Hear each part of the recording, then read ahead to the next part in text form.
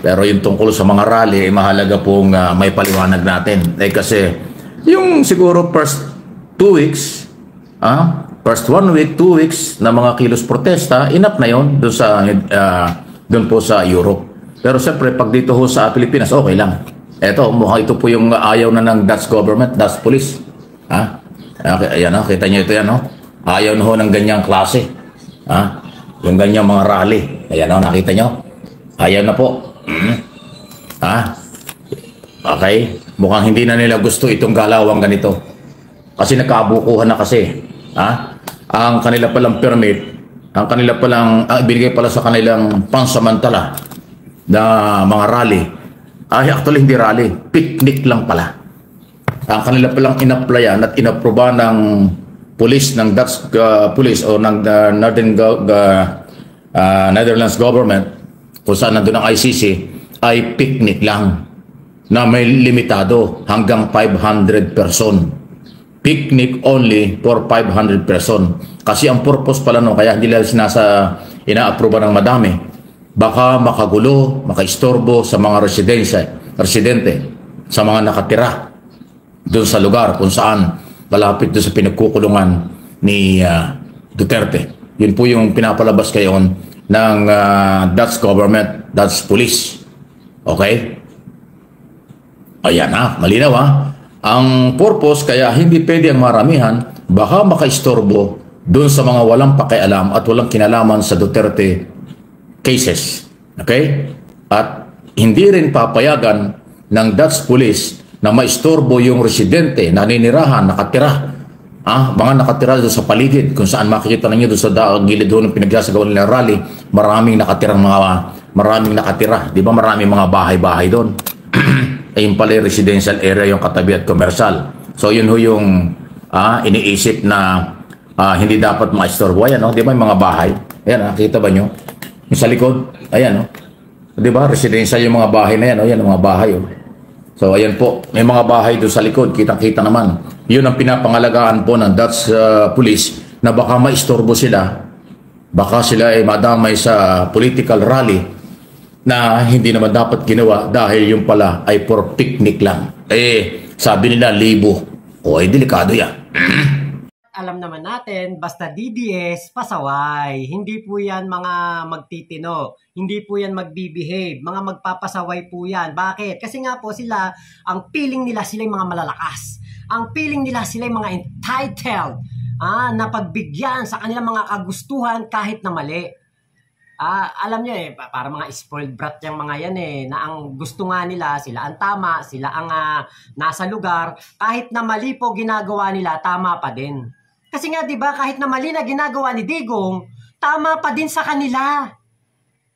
Kahit na labag na sa batas ang ginagawa ni Digong, legal pa rin sa kanila. Ganyan po ang utak ng mga DDS. Kaya po, nakakahiya po sa ibang mga lahi, sa ibang mga bansa, kasi nga po, ganyan po ang asta ng mga DDS, katulad na nangyari doon sa Qatar. Mga nagmatapang, nagmagaling, nagbida-bida, ang nangyari, kulong. Diba?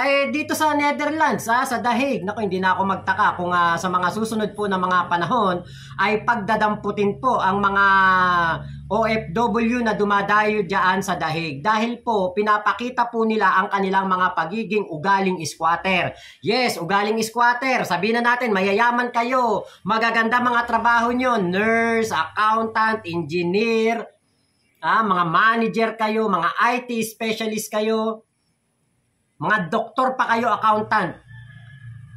Pero ugaling squatter kayo. Katulad po ng ginawa nitong grupo ni Maharluka.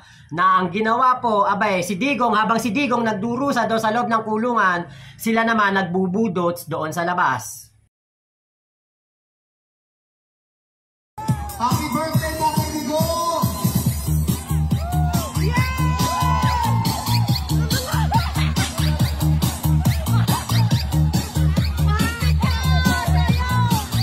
Diba? Ang kakapal ng mukha, nagawa pang magbudots doon sa labas ng ICC, pinapakita lamang nila na sila po'y wala talaga namang pake kay Digong.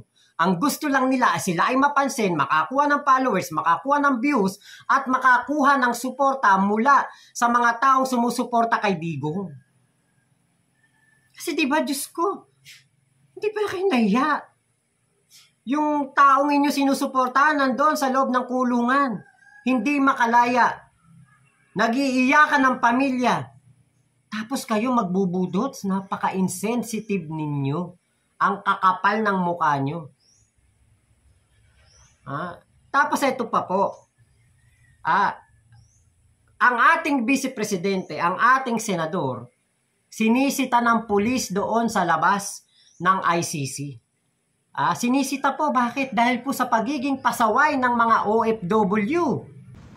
Kailangan gawin. Kung mapapansin Ano niyo yung po mga pulis? dyan ay nilapitan po ng mga pulis ng Netherlands. Etong si Robin Padilla, si Harry Roque, at itong ating vice-presidente. Tingin ko po ay tinatanong sila kung ano ang kanilang ginagawa, bakit sila nakatambay dyan, ano ang kanilang pinagkakaabalahan.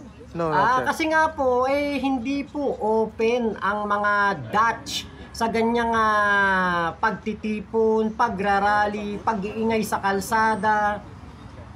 Kapag po may celebration, let's say nanalo sa football game ang kanilang sinusuportahan na kupunan, sikat na kupunan. Doon po nagkakaroon sila ng pagtitipon. Pero yung ganyan na Susugot dahil na sa ako politika, naku, never Susugot po na ako, nilang ginawa yan. Interviewin ko doon, ako magandang kaunon. Kaya nga po, nakakahiya. Di ba nakakahiya po talaga sa mga taga-Netherlands, sa mga Dutch people.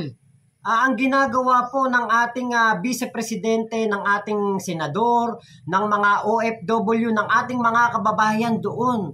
Piruin mo, magbudots ba naman sila doon sa labas ng ICC? Diba, gaano ka kaliit ang iyong pag-iisip, ang iyong utak para gawin mo yung bagay na yan.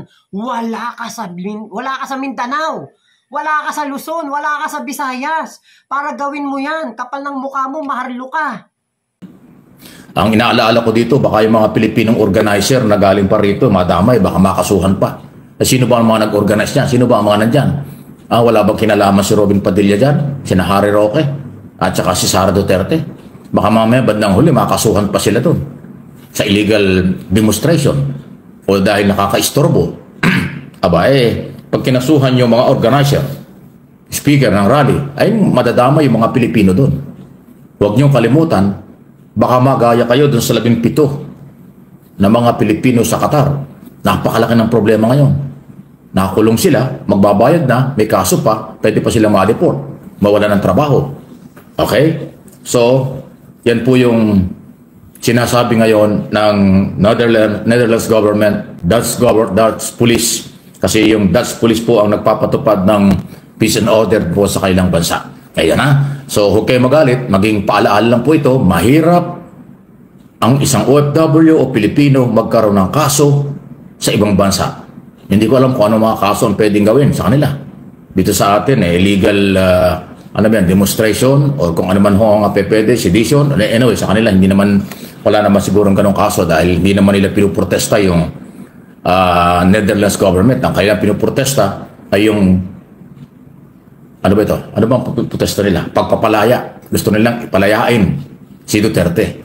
So ay wala naman hong pakialam ang residente ron at ang gobyerno doon. Kaya ho, ingat-ingat lang. Huwag kayong magalit. Itong aking sinasabing ito ay para po sa inyo ito, hindi para sa akin. Kung ayaw niyong mapagsabihan, ayaw niyong mapalalahanan, di bahala kayo sa buhay niyo. Gawin niyo ang gusto niyo. Di ba? Kayo naman ang mananagot. Kayo naman ang magkakaroon ng problema. Pagka po kayo ay hindi nakinig. Di ba? Ang akin naman dito ay bilang pagmamalasakit dahil tayo po ay lahat ay Pilipino na dapat ay nagkakaisa pero kayo ayaw makiisa. Gusto niyo sumama si Duterte? O sige, pero may limitasyon. Kaya nga, bawal na po. Pinagbabawal na po ang maramihang rally dyan sa malapit sa kulungan ng ICC. Itong kinalagyan ng dating Pangulong Duterte. Feeling kasi ng mga OFW na sumusuporta kay Digong, napakalakas nila. Na sila ang mga pakikinggan, sila ang mga mas papanigan po ng lugar na kanilang pinupuntahan. Kunwari, dyan nga sa ICC, sa The Hague, sa Netherlands. Akala nila sila kakampihan dyan. Pero hindi. Batas po ng Netherlands ang mananaig dyan. Kung ano yung bawal sa kanila, yun yung bawal. At kailangang makisama ng mga Pilipino. Diba? Kasi ang style nga ng mga DDS, kami lang ang malakas. Duterte lang ang malakas. Si Digong nga nakulong eh. Kayo pa kaya hindi? Kayo pa kaya ang pangimian ng mga otoridad sa mga lugar na inyo pinupuntahan? Hindi hulihin. Dapat makisama kayo. Dahil kayo'y sampid lang dyan. Binigyan lang kayo ng pribilehiyo na makapagtrabaho dyan at hindi yan karapatan. Diba? Nung mga nag-a-apply kayo ng trabaho dyan, halos manikluhod kayo sa mga employer. Halos dilaan nyo ang paa ng mga agency para lang makapunta kayo dyan sa ibang lugar, sa ibang bansa, dyan sa Europa. Tapos, dahil lamang kay Digong, makakalimutan ninyo ang inyong mga pangarap at magwawala kayo, magsasayaw kayo, para kayong mga nagpa-party-party, parang masaya pa kayo na nakulong si Digong. Kaya alam nyo, sa totoo lang, sabi ko nga, hindi sincere itong mga taong to sa pagsuporta kay Digong. Nakikiisyoso lang sila.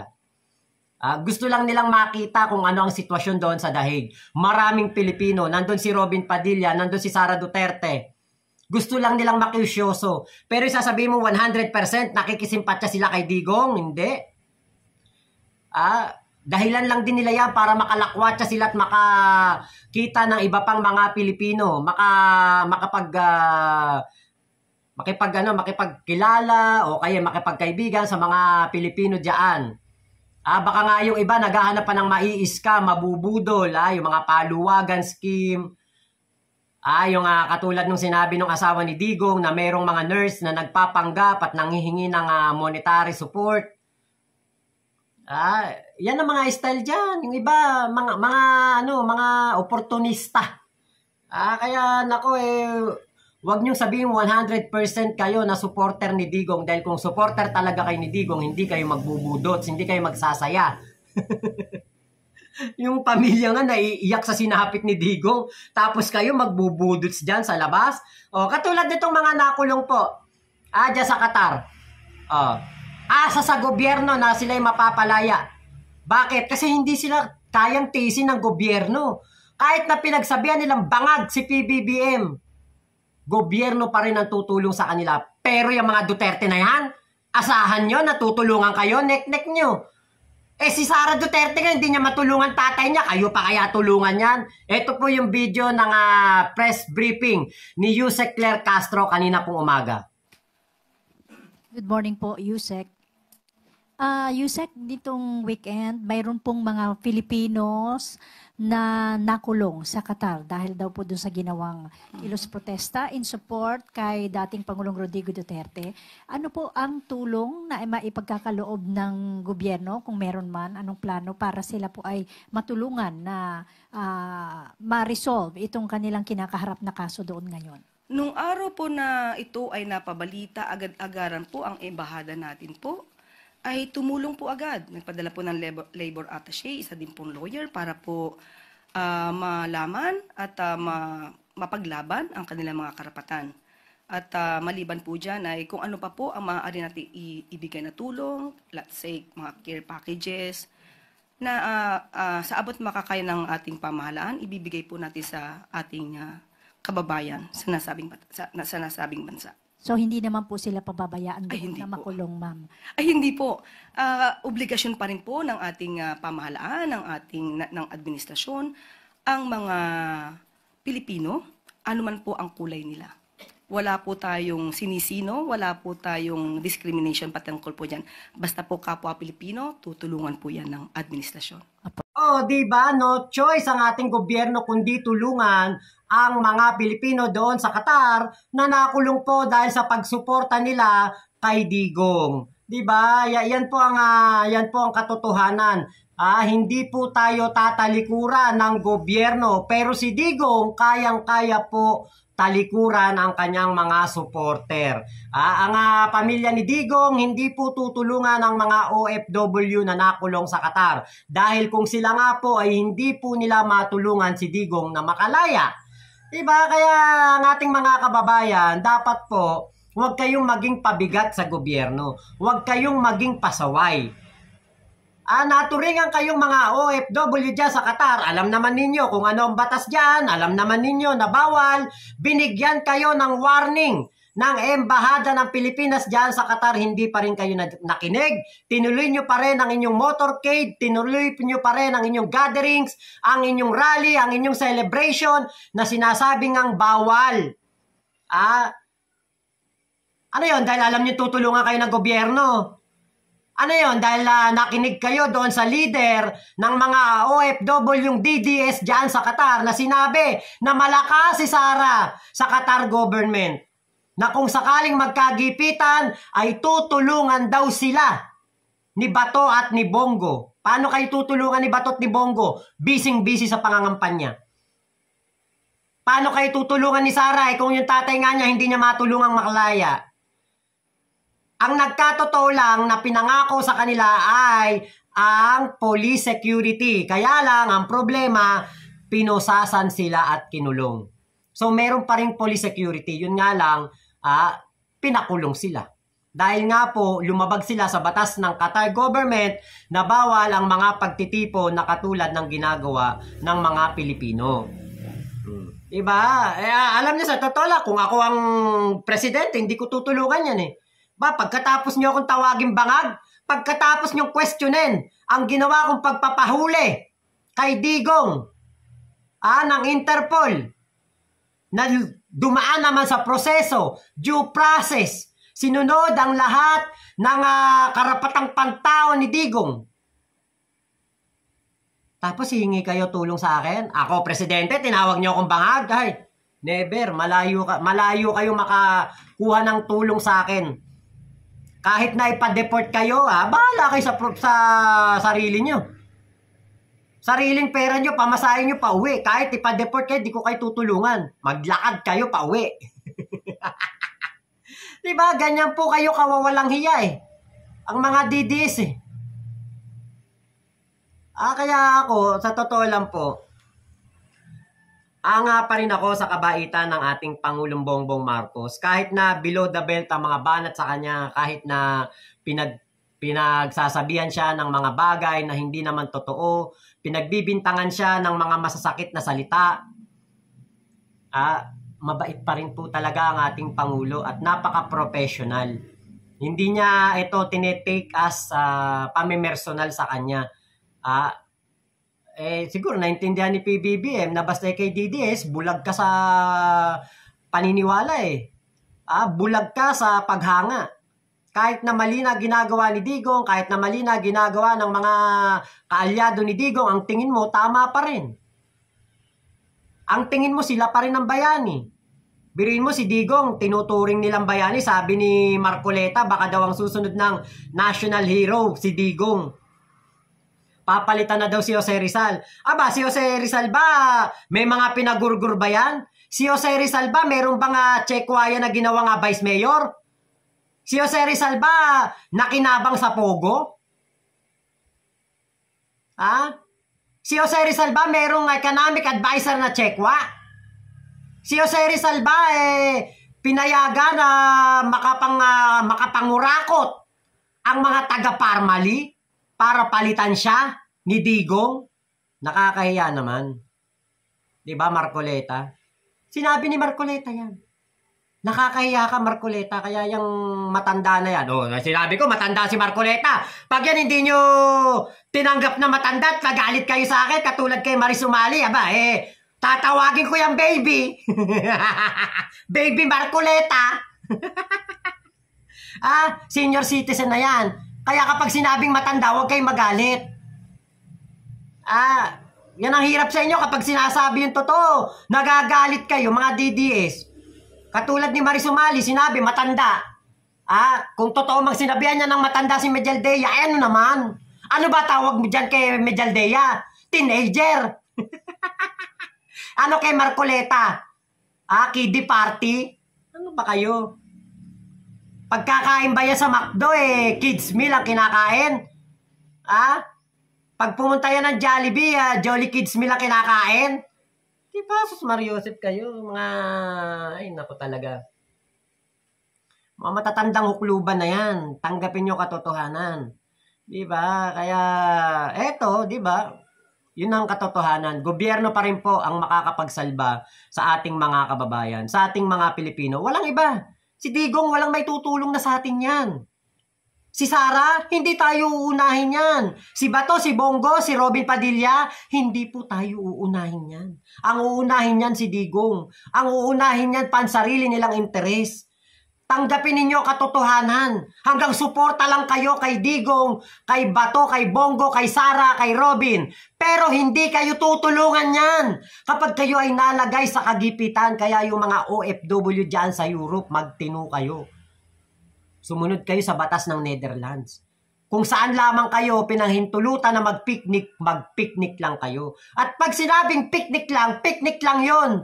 Dahil nakakaperwisyo kayo sa mga residente dyan sa Dahig kapag kayo'y lumabas sa inyong barikada. Kapag kayo'y lumabis sa inyong hiningi na permiso. Biruin nyo, sinabi nyo, picnic lang. Kainan lang yon, hindi sayawan ng budots. Kaya itong dapat ito si Maharlika, mapahuli na to sa Interpol ng NBI pati itong si Harry Roque Mga kayayabang, mga kala mo mga kelilinis na tao, kala mo mga walang kaso dito sa Pilipinas, kung makapag-astat, makapagyabang. Tapos kapag nahuli, sasabihin, kawawang-kawawa sila, ginigipit. Ano pang gigipit doon, Maharlika, na sinasabi mo? Samantalang ikaw ang hayop ng hayop kay PBBM. Ikaw ang nagsasalita ng mga kung ano-ano kay PBBM. Sasabihin mo, ginigipit ka. Alam mo, sa totoo lang, etong mga taong to, gagawin ka ring demonyo Kung gaano sila kasama, ang gusto nila, ganun ka din kasama. Buti nga po, hindi na ako nagmumura Alam niyo dati, sa mga live ko, sa mga vlog ko, nagmumura ako. Pero ngayon, hindi na po ako nagmumura.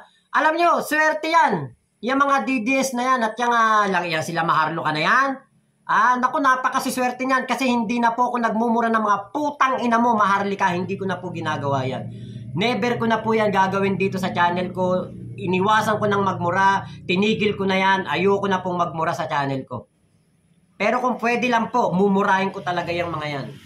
Dahil sila po ay mga nag-aastang malakas, nag-aastang mga matatapang, pero nagtatago naman. Tago ng tago. So, tignan natin kung hanggang saan ang tigas nitong mga OFW na to. Tignan natin kung hanggang saan ang kaya nitong mga OFW na to, kung sila ba'y kaya pa nga ipagtanggol ng ating gobyerno sa kanilang pagiging pasaway sa mga susunod na panahon. Baka sa susunod, pati gobyerno natin, hindi na sila kayang tulungan. Dahil hindi na sila under the jurisdiction ng ating gobyerno. Kasi kapag nakulong kayo, hindi na kayo under ng jurisdiction ng gobyerno. Under na kayo ng law enforcement ng inyong bansa na iniistayan o pinagtatrabahuhan.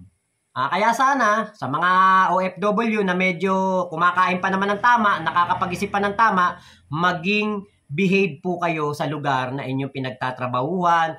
Kung mapunta man kayo ng Netherlands, behave lang po kayo. Huwag kayong pakalat-kalat, huwag po kayong maging pasaway, huwag kayong magbudots. Nakakahiya po, nakakahiya. Pinapahiya po ninyo ang sambayan ng Pilipino sa pinagagagawa ninyo diyan nakatarantaduhan sa Dahig, Netherlands at sa Qatar. Puro kay katarantaduhan. So yun lamang po, Mama Chup Chup, love you, God bless us all Pilipinas.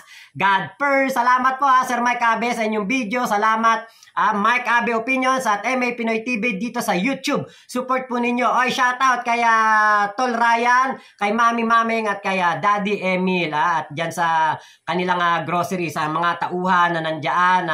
Salamat po sa inyong suporta. Ingat po kayo Ingat po. Bye-bye!